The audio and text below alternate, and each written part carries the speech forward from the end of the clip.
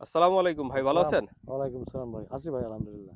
ভাই এই যে পেঁয়াজের আবাদটা কি আপনার, তাই না? জি, জি, জি, জি। কত বিঘা করছেন এই পেঁয়াজটা? এখানে ৩.৫ একর, ১০ বিঘা, ১০.৫ বিঘা।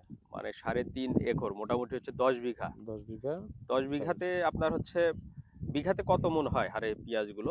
এটা ভালো উৎপাদন হলে ৬০ থেকে ৭০ মণ। ৬০ এর থেকে ৭০ মণ হবে। জি। মানে কেমন খরচ হতে পারে? একরে ৳৫০,০০০। একরে ওই ৫০,০০০। প্রতি বিঘাতে ৫০,০০০। প্রতি বিঘাতে ৫০,০০০। হ্যাঁ। প্রতি বিঘাতে ৫০,০০০ হইলে আপনার হচ্ছে প্রায় ১০ বিঘাতে ৫,০০,০০০ টাকার হচ্ছে ৳৫,০০,০০০। খরচ হবে। হ্যাঁ। কেমন আশা করতেছেন ১০ বিঘাতে এই মাটিতে? ১০ বিঘাতে আল্লাহ যদি বালা মুসিবত না দেয়, হয়তো চিন্তা ভাবনা যে ৳১০,০০,০০০ বিক্রি করব। এরকম একটা চিন্তা ভাবনা আছে। তারপর বাকিটা আল্লাহ পাকের ইচ্ছা আরকি। আল্লাহ পাকের ইচ্ছা বেশিও দিতে পারে। বিছন কত করে কিনছেন? বিছন আমি কম দামে কিনছিলাম। আমি ১৭-১৮০০ কিনছিলাম। ১৭-১৮০০ টাকা হ্যাঁ, করে। হ্যাঁ। বাড়ির যাক, কিছু ছিল, হুম। এগুলো দিয়ে মিল করে লাগাইছি। এটা কতদিনে ফলন হয়? এটা আপনার ৮০ দিন, ৯০ দিন, ৮০ থেকে ৯০ দিন ৮০ দিন। লাগে। ফুলকা হয় তো?